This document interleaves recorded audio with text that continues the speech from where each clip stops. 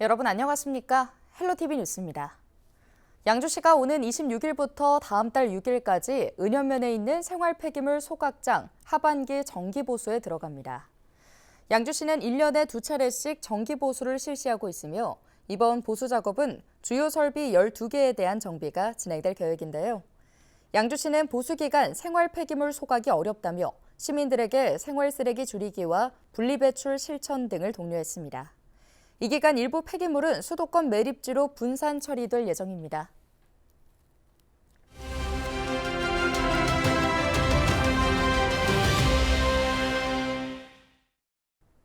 제11대 후반기 경기도의회에서 활동 중인 우리 지역 의원들을 만나보고 있는데요. 오늘 미니 인터뷰에서는 경기도의회에서 활동 중인 동두천 이인규 의원을 만나 후반기 활동에 대해 들어봤습니다.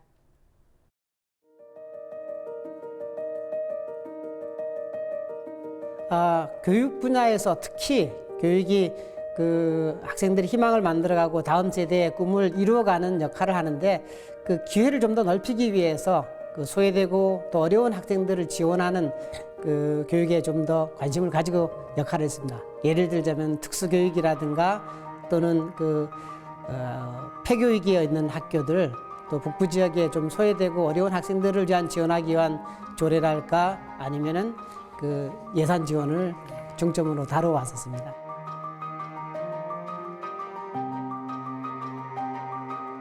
교육 정책을 새로 만들어내는 것보다도 지금 있는 제도를 시대에 맞게 보완하고 또 개선해가지고 미래를 담아가야지 된다고 생각합니다.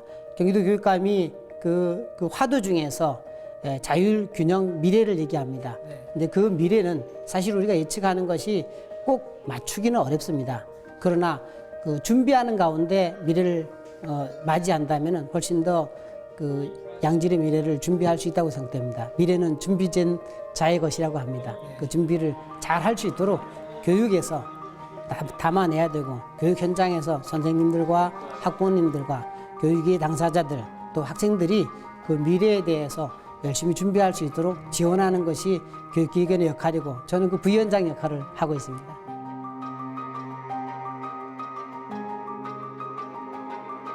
사실은 동두천은 특별히 북부 지역이 대부분이 그렇습니다.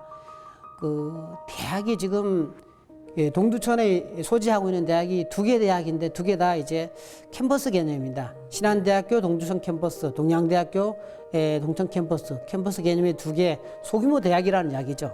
학과도 제한적이고 그리고 기업도 상장 기업이 그렇게 많지 않습니다.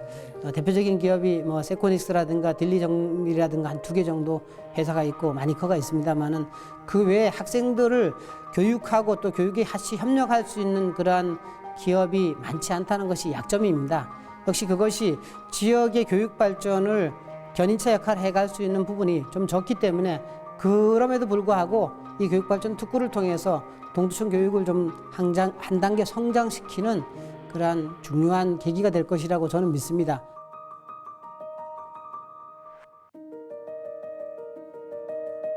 지역을 위해서, 경기도를 위해서 성과를 내고 만들어가는데 핵심적인 사업은 역시 저는 교육을 통해서 인구가 돌아오고 또 안정적으로 성장할 수 있는 도시로 만들어가기 위해서 교육에 집중하고 교육발전, 특히 교육발전 특구의 내용을 담는 데 집중할 것이라고 말씀드리겠습니다. 성병관리소 관련 동두천 시장과 시민단체가 면담이 결국 불발됐습니다. 당초 박형덕 동두천 시장과 동두천 예성병관리소 철거 저지를 위한 공동대책위원회는 21일 오전 10시 면담을 진행할 계획이었는데요. 대책위가 동두천시에서 민민 갈등을 조장한다며 면담을 연기했습니다. 철거를 찬성하는 시민들이 오는 22일 성병관리소 앞에서 대규모 집회를 진행할 예정이고 동두천시가 시민들에게 문자를 발송하는 등 이를 돕고 있다는 게 대책위의 주장인데요. 대책위는 시민들 간 갈등으로 몰고 감으로써 성병관리소 보존의 본질을 은폐하려는 노골적인 의도가 보인다며 동두천시는 집회를 취소하고 국민들에게 사과하라고 강조했습니다.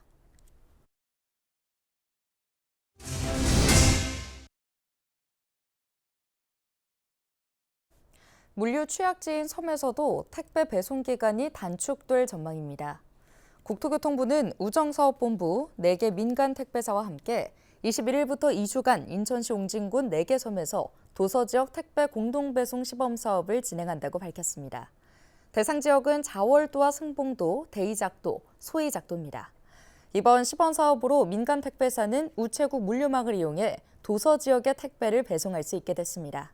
또 기존 지파일 기준 3에서 4일 소요되던 배송 기간도 2일로 단축될 걸로 보입니다. 국토부는 현재 규정상 택배기사가 한 개 택배사와 전속 계약을 맺고 해당 택배사의 물량만 배송할 수 있는 규제도 도서 산간 지역에 한해 완화할 방침입니다. 국토부는 이번 시범 운영을 통해 사업성을 평가하고 개선 사항을 추가로 검토할 계획입니다. 유정복 인천시장이 서구 왕길동 공장 화재 현장을 찾아 피해 상황을 점검하고 신속한 복구를 위한 대책을 지시했습니다.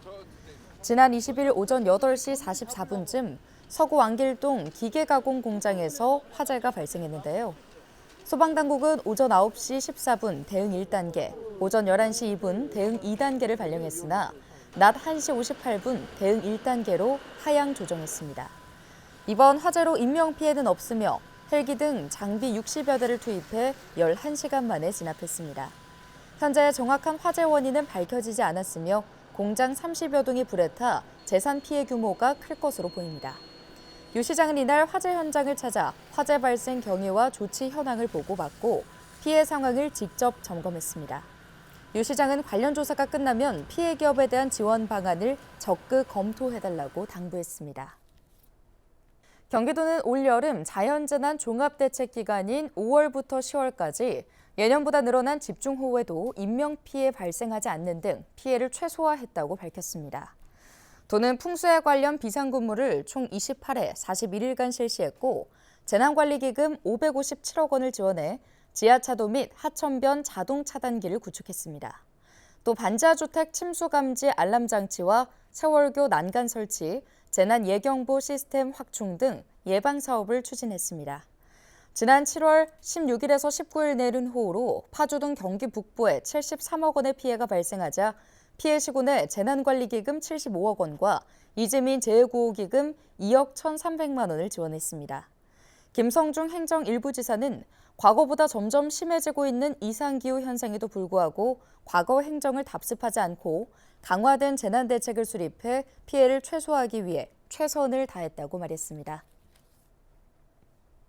서울시가 이케아와 같은 세계적인 회사를 키우기 위해 디자인 산업에 5년간 1,700억 원을 투입합니다. 서울시는 16일 기자간담회를 열고 이 같은 내용을 담은 디자인 산업 발전 5개년 계획을 발표했는데요. 5개년 계획에 따라 서울시는 기반과 자생융합, 확장을 기반으로 역량 있는 디자이너를 양성하는 전문 교육기관을 운영합니다. 또 서울 곳곳에 디자인 산업 성장의 기반이 될 클러스터를 조성하고 디자인 스타트업부터 중견기업까지 성장 단계별 지원은 물론 디자인 기업과 중소기업을 연결해 상생하는 방안도 발굴합니다. 더불어 영세 디자인 기업들이 안심하고 사업할 수 있도록 전국 최초로 손해배상 보험을 도입하고 한국 디자인 기업을 해외 바이어와 연결하는 국제 박람회도 개최합니다. 인천시가 인천 외 지역에 거주하는 고액 체납자 추적을 시작으로 본격적인 지방세 체납 징수 활동을 추진합니다. 시는 우선 타 지역 고액 체납자 징수를 위해 오메가 플러스반을 구성했는데요. 시와 10개 군구 체납 징수 담당자 22명으로 구성됐으며 오는 11월까지 3인 9개 조로 운영됩니다. 이들은 140명의 고액 체납자를 대상으로 강원과 충청, 경상, 제주 등 4개 권역에서 현지 출장을 통해 징수 활동을 펼칠 예정입니다. 또 다른 체납 징수 전담반인 오메가 추적 징수반은 지역 내 500만 원 이상 고액 체납자를 대상으로 재산 은닉 행위 발굴과 주 야간 현장 징수 활동 등을 집중적으로 벌이고 있습니다. 알파 민생 체납 정리반은 500만 원 미만 체납자를 대상으로 전화와 방문 상담을 통해 납부를 독려하고 생계형 체납자에게는 복지 지원 연계를 계속 추진할 계획입니다. 앞서 시는 10,000원 이상 체납자 9만 1,000여 명에게 지방세 체납 납부 안내문을 발송했으며 오는 11월에는 체납 안내와 지방세 납부 안내문을 병행해 지속적으로 납부를 독려할 예정입니다.